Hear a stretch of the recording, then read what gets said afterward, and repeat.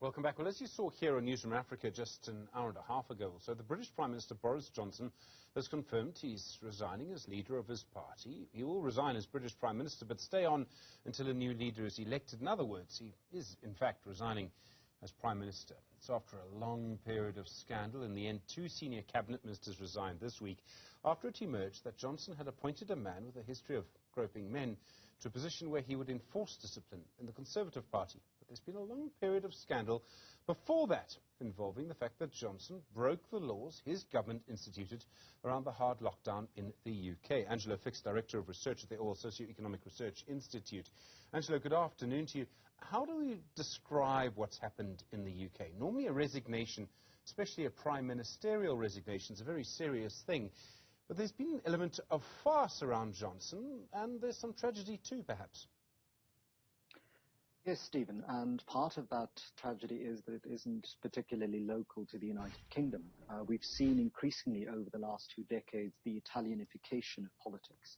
Let's not forget the Berlusconi phenomenon in Italy is echoed by the Trump phenomenon in the United States, the Scott Morrison phenomenon in Australia, the Duterte phenomenon in the Philippines, where figures of great danger are caricatured or are presented as bumbling figures of some amusement, but actually the decisions that they make have real consequences. And I think behind the bumbling facade and the scandals lies a figure in Boris Johnson that has actually been the front of some very, very strange and odd developments in global politics. And yes, the way in which Boris Johnson is vacating, we assume, the office of the Prime Minister in the United Kingdom is a strange process. It is a process that is marked more by the kinds of symptoms that we usually associate with developing nations and the ways in which coups and takeovers happen in those kinds of states, and not with a place that has been holding itself forth in the international space as a leading OECD state, as a major force for democratic change in the world, and as a leading democracy of the West. And these have all now become the kinds of farcical descriptions as we see things working themselves out rather strangely in the United Kingdom, which is supposedly a parliamentary democracy in which there is accountability by the Prime Minister to Parliament, and none of that is actually happening. There's a bigger and deeper story around what's happening in British politics, not just Britain, but it's about money, and it's about the influence of rich people, it's about the influence of certain interests. I mean, in Britain, it's perhaps around the influence of 1 or 2 Russian oligarchs as well. How has that trend developed? So again, Britain is simply one more site in which this is occurring. We have increasingly seen the ways in which what Noam Chomsky and Samir Amin very differently in very different spaces called the globalization of the third world model, where there is a very small elite, often called the 1%, who actually run and control elected officials by way of either party funding or by direct bribes or by other means of trade controls. And this mirrors the global failure of democracy in institutions like the World Bank, the International Monetary Fund, where it is the bankers who run the politics and not the other way around. In the United Kingdom, under Boris Johnson, as one of his former colleagues at the Daily Telegraph, Peter Osborne, pointed out in Double Down News, Boris Johnson is merely the front for a billionaire class that has really been able to influence British politics in particular ways, and the way in which foreign money pouring into states, either by way of direct investment or by way of party funding, has also been significant in changing politics. We've seen this in the United States, we've seen it in Australia, and again, we're beginning to see that in South Africa. We need to be wary that this is not a moment for xenophobic response, but it's to ask very critically whether or not the politicians that we elect are accountable to us, the electorate, or whether they choose to go with those who fund them and their parties over the priorities that they declare. And in Boris Johnson's case, really, almost all of the policy positions that he got elected into were policy positions that he hasn't fulfilled his mandate on, and on which he's robust, even taking the United Kingdom into the very treacherous territory of violating international law by simply refusing to observe a treaty agreement that they have with the European Union. And these are all issues that I think are not just local to the United Kingdom, but that offer lessons for those of us sitting elsewhere in the world to begin to think about that relationship between money and political power, elected officials and who they're accountable to, and the money power that actually runs our so-called democracies. I mean, for a long time, people have been talking about identity politics. You think Trump, you think Brazil, you think Brexit, you think Johnson. Are you suggesting that behind the identity politics there's something really that's about money? Absolutely, because we've seen this since the 1980s, where conservative elements on the right end of the political spectrum are able to mobilize on issues of culture, the so-called culture wars that Henry Louis Gates wrote about in the 90s, that we saw return with great vengeance over the last few years, the way in which people who are fairly right-wing, bordering on the fascists, they're able to take so-called progressive concepts and repackage them to their advantage.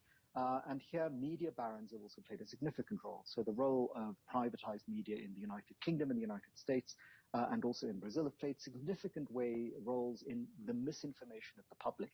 And so the ways in which people have been informed about the exit of Britain from the European Union turned out to have been really driven by misrepresentations and often outright lies. We've seen the same thing happen in the United States. And so we have to ask questions about what the role of public service broadcasters then are, and of public service media generally, in informing the public reliably. And here the BBC's dismantling and its departure from the Ruthian Charter, the privatization of everything from education through healthcare in the United Kingdom, has really been about money behind the scenes of the culture-driven anxieties about foreigners, about the change of local and national cultures.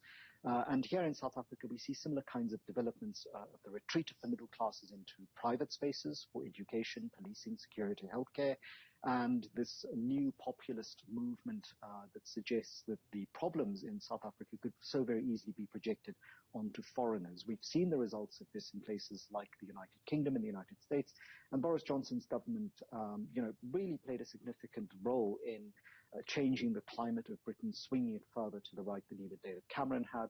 But this has been a long time coming, and so Boris Johnson is the front agent for many of us doing the political economy analysis of a class of people who are not necessarily only invested in Britain, but have a new kind of mobility because of the structure of multinational capital, and are able to manipulate national governments to their advantage. Think of the profits made by big businesses over the pandemic and the stagflation of wages.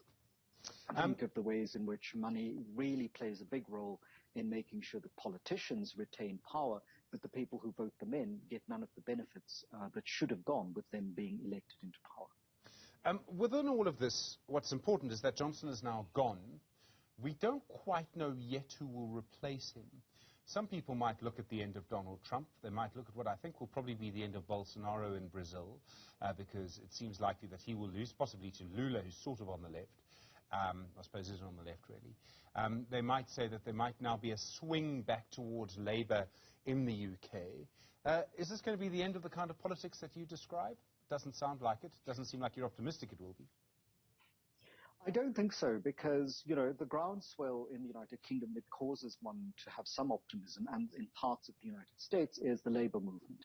But what has happened under the watch of people like Boris Johnson and Donald Trump is that other institutions of state have been transformed. And so, the judiciary in the United States has played a significant role in swinging, despite the so-called victory of the Democrats, all sorts of Republican agendas, throughout the way in which the state works itself out. In the United Kingdom, the way in which the European Charter on Human Rights has been dealt with, all sorts of, scaling back of people's basic rights in favor of all sorts of other issues, for example, on the environment.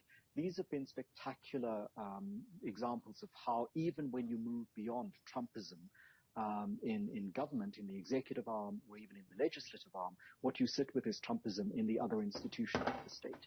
And if you think of corruption in South Africa, we've certainly seen that. You may move beyond corruption in the executive to a certain extent, but when you still have corruption as the fabric of the society that you live in, the institutions that have been corrupted do not recover quite as quickly. And so there is much harder work ahead than simply replacing Boris Johnson or any politician of his kind.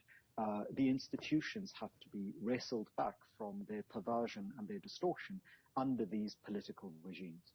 Angelo, Fick, thanks very much indeed. I do appreciate it. Head of Research Director at the Owl Socioeconomic Research Institute. Well, more reaction, of course, to come from British politics today as we look back on Boris Johnson's legacy after